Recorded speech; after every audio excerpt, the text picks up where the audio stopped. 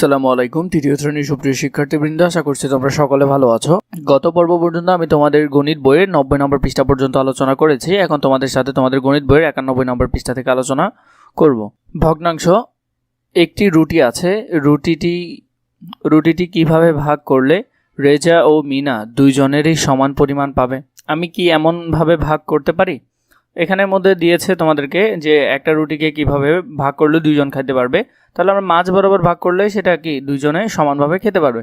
এখানে দুইটি ভাগ সমান হয়নি, এখানের মধ্যে যে ভাগ করেছে এগুলোর মধ্যে কি হয়নি, দুইটা ভাগ সমান হয়নি, তাই এমনভাবে করলে তারা সমান সমান পাবে না। এরপর দেখো এখানে বলেছে পাশের আকৃতির দুটি কাগজকে সমান দুই টুকরা করি। এখানের মধ্যে এই কাগজ যে দিয়েছে এটাকে আমরা কি করব, দুই টুকরায় করব। তাহলে এই ভাঁজকে এখানে কোনায় এনে যদি আমরা মাঝ বরাবর করি তাহলে এই বরাবর কাটা যাবে। তাহলে কাটা গেলে কি এটা দুইটা অংশ হয়ে যাবে। এরপর চাইলে আবার অন্যভাবে করতে পারি, এখানে মাঝ বরাবর কাটলে তাহলে এখানে আরও দুই টুকরা হচ্ছে। খেয়াল রাখবে যে যাতে কি হয়, সমান হয়। এরপরে চাইলে এই চতুর্ভুজকে আমরা কি করি, এই কোণা থেকে এখানে নিয়ে মাঝ বরাবর আরেকটা কাটলে তাও কি হবে, সমানই হবে। তাহলে এরকম করেও দুইটা করতে পারি। সেমভাবে বৃত্তর ক্ষেত্রেও বৃত্তকে কয় ভাগে ভাগ করতে পারো, মাঝ বরাবর করলে সেটা থেকে দুইটা তৈরি হচ্ছে, এ বরাবর করলেও সেটা থেকে দুইটা তৈরি হচ্ছে। এরপর দেখো কি বলেছে, একটি কাগজের ফিতাকে সমান দুই ভাগে ভাগ করি। এখানে কাগজের ফিতাটা আছে, এটাকে মাঝ বরাবর ভাগ করা হলো। মাঝ বরাবর ভাগ করলে কি এদিকে একটা ভাগ এদিকে একটা ভাগ পাওয়া গেল। যখন আমরা একটি বস্তুকে সমান দুই অংশে ভাগ করি তখন প্রত্যেক অংশকে অর্ধেক বা দুই ভাগের এক ভাগ বলি। তাহলে আমরা কি বলি, দুই ভাগের এক ভাগ। ধরো কোনো একটা বস্তুকে আমরা ভাগ করলাম, কোনো একটা বস্তুকে দুই ভাগ করতেছি, তাহলে নিচে হবে দুই ভাগের এক ভাগ, তাহলে উপরে হবে এক। ঠিক আছে, তাহলে আমরা দুই ভাগের এক ভাগকে আমরা কিভাবে লিখতে পারি, এভাবে লিখতে পারি। এটা তোমরা ভালো করে জেনে নিবে। কোন টুকরাটি ক এর দুই ভাগের কত, এক। এখানের মধ্যে যে টুকরাগুলো আছে তাহলে এটা হবে কি, ক এর দুই ভাগের এক হবে। এখানে তুমি যদি এ বরাবর ভাগ করো তাহলে এই অংশ অর্ধেক, এই অংশ অর্ধেক। যদি আরও 4 ভাগ করো তাহলে এই অংশটাকে যদি ভাগ করো তাহলে এখানে অর্ধেক, এখানে অর্ধেক। এভাবে করে একটু করে জেনে নিলেই হবে। তারপর দেখো নিচের প্রত্যেক আকৃতি দুই ভাগের এক অংশ রং করি। তাহলে এখানে দুই ভাগের এক অংশ আমরা যদি এই দিকটা রং করি তাহলে এটা কি দুই ভাগের এক অংশ। আমি তোমাদেরকে ফুল করে দিচ্ছি না, তোমরা নিজেরা করে নিবে এটা সুন্দর করে। এবার দেখো এখান থেকে যদি দুই ভাগের এক ভাগ রং করি তাহলে এই দাগ পর্যন্ত আমরা কি করব, রং করব। মানে দুই ভাগের এক ভাগ রং করতেছি। তারপর এটার মধ্যে এই সাইডটা তোমরা রং করবে, তারপর এখানের মধ্যে যে কোনো এক সাইডটা রং করবে তোমরা। ঠিক আছে, চেষ্টা করবে যে দাগের ভিতরে যাতে হয়। এবং এটাকে যদি করতে চাও তাহলে এটারও মাঝ বরাবর ভাগ করে কি করতে পারবে, একটা সাইড রং করলেই হয়ে যাবে। 3 বলেছে দুইটি দুই ভাগের এক একত্রে করলে কি তৈরি হয়। তাহলে দুইটা যদি দুই ভাগের এক করো তাহলে আমরা একটা পুরোপুরি অংশ পাবো। এখানে অর্ধেক, এখানে অর্ধেক, তাহলে একটা পুরো অংশ, এখানে অর্ধেক, এখানে অর্ধেক, এখানে একটা পুরো অংশ। তুমি যদি এরকম অর্ধেক অর্ধেক দুইটা যোগ করো তাহলে তুমি পূর্ণ এক পাবে। কি পাবে, পূর্ণ এক পাবে, মানে পুরো অংশটা পাবে। এই পুরো অংশটাকে আমরা কি ধরবো, তখন এক ধরবো। এই পুরো অংশটাকে এক ধরবো। কিন্তু এটাকে যদি এই একটাকে যদি আমরা অর্ধেক করে ফেলে মাঝ বরাবর, তাহলে এখানে অর্ধেক, এখানে অর্ধেক। এরপর দেখো কি বলেছে, একটি কাগজকে 4টি সমানভাবে ভাগ করা হয়েছে। প্রতিটি ভাগকে কি বলা হয়? যখন আমরা সমগ্র বা পূর্ণ কোনো কিছুর দুটি অংশের একটি নেই, আমরা এটি লিখি কি, দুই ভাগের এক অংশ।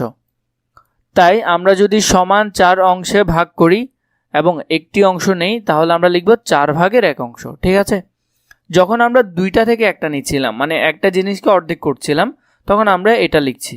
এবং যখন এই ক্ষেত্রে 4টা হয়ে যাবে তখন আমরা কি লিখব, 4 ভাগের এক। যখন আমরা একটি বস্তুকে সমান 4 অংশে ভাগ করি, এই অংশগুলোর একটিকে 1/4 বা 4 ভাগের এক ভাগ বলি এবং লিখি 4 ভাগের এক ভাগ। তাহলে আমরা চাইলে এটাকে এইভাবে লিখতে পারি। এখানে আমি তোমাদেরকে দিয়ে দিলাম, তোমরা এটি ভালো করে দেখে নিবে। তাহলে এখানে 2 ভাগের 1 এবং 4 ভাগের 1 এরূপ সংখ্যাকে কি বলে, 2 ভাগের 1 এবং 4 ভাগের 1 অংশকেই বলে ভগ্নাংশ। এটা ভালো করে তোমরা জেনে নিও। এরপরে নিজের প্রত্যেক আকৃতি 4 ভাগের 1 অংশ রং করি, মানে 4 ভাগের একটা অংশ শুধু রং করব। তাহলে এখানে এই 4টা ভাগ করা আছে, আমরা এটার একটা অংশ রং করব। এখানে এই অংশটা আমরা কি করব, রং করব। তাহলে এই অংশটাকে 4টা ভাগ করে আমরা এখানে একটা অংশ কি করব, রং করব। দরজা লাগাই দিয়ে যাইস। তারপর দেখো এই অংশের মধ্যে যদি আবার মাঝখানে ভাগ করি তাহলে আমরা এই এক অংশটা রং করলে কি হবে, 4 ভাগের এক হবে। তাহলে এখানে কোনো বস্তুকে তুমি যদি 4 ভাগ করো, চারোটা যদি যোগ করো, তাহলে এখানে কয়টা বস্তু তৈরি হবে? একটা বস্তু তৈরি হবে। তারপর দেখো এখানে কিছু আমাদেরকে আকৃতি দিয়েছে এবং বলেছে সঠিক উত্তরে টিক দেওয়ার জন্য। 4 ভাগের 1 হলে 2 ভাগের 1 এর থেকে বড় সমান ছোট। তাহলে এখানের মধ্যে হলো যে কি 2 ভাগের 1, 4 ভাগের 1 2 ভাগের 1 থেকে কি হবে? ছোট হবে। তাহলে এখানে উত্তর হবে কি? ছোট।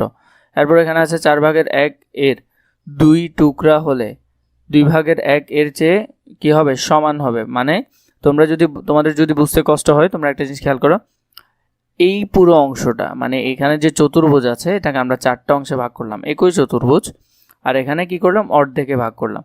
তাহলে এই যে 4 ভাগের 1 ভাগ, এটা 2 ভাগের 1 ভাগ থেকে কি হয়? ছোট হবে নিশ্চয়ই। এরপরে তুমি যদি এরকম এই অর্ধেক, এখানের আরো অর্ধেক, মানে 4 ভাগের 1 এর 2 টুকরা, মানে 2টা টুকরা নাও, তাহলে সেটা কার সমান হবে? 2 ভাগের 1 অংশের সমান হবে না? তাহলে উত্তর হবে 2 ভাগের 1। এরপরে 4 ভাগের 1 এর 3 টুকরা হলো 2 ভাগের 1 এর থেকে কি হবে? নিশ্চয়ই বড় হবে। কারণ তুমি এখানে ধরো 3টা অংশ তুমি কি করলে? কালার করলে, এই সেম কালার নীল কালার করলে, তাহলে এটা এই অংশ থেকে নিশ্চয়ই কি হবে? বড় হবে। তাহলে উত্তর হবে বড়। এরপর দেখো এখানে কি আছে? মিনা ডান পাশের চিত্রে গাঢ় রং করা অংশ তুলনা করে বলল 4 ভাগের 1 থেকে 2 ভাগের 1 ছোট। মিনার তুলনা কি সঠিক এবং কেন? দেখো এখানের মধ্যে হবে কি? মিনার তুলনাটি কি নয়? সঠিক নয়। কারণ সেটা কি হওয়ার কথা নয়? ছোট হওয়ার কথা নয়, বড় হওয়ার কথা ছিল। কারণ চিত্র হতে দেখা যায় 2 ভাগের 1 অপেক্ষা 4 ভাগের 1 গাঢ় অংশ কি ছোট। অর্থাৎ 2 ভাগের 1 অংশ অপেক্ষা 4 ভাগের 1 অংশ কি হবে? ছোট হবে। এত 4 ভাগের 1 থেকে 2 ভাগের 1 বড়। তাহলে এটা উত্তর হওয়ার কথা ছিল কি? বড়। তাহলে এখানে তোমরা এই উত্তরটা লিখে ফেলবে। এরপর 4 নম্বর, ইচ্ছামতো সমান আকৃতির দুটি চিত্র আঁকি এবং একটির 2 ভাগের 1 অংশ ও অন্যটির 4 ভাগের 1 অংশ রং করি। তাহলে এখানের মধ্যে ইচ্ছামতো তোমাকে একটা কি আঁকতে হবে? ইচ্ছামতো তোমাকে একটা চিত্র আঁকতে হবে এবং তার এই অংশ কি করতে হবে? রং করতে হবে। চলো আমরা দেখে নিই। তাহলে আমরা আঁকলাম এখানের মধ্যে দুইটা কি করলাম? প্রথমে এটাকে 2 ভাগ করলাম, 1 অংশ আমরা রং করলাম। এটাকে 4 ভাগ করলাম, তার 1 অংশ রং করলাম। তাহলে এমন দেখাচ্ছে। তোমরা এই ধরনের একটা চিত্র এখানে বইয়ে এঁকে ফেলতে পারো।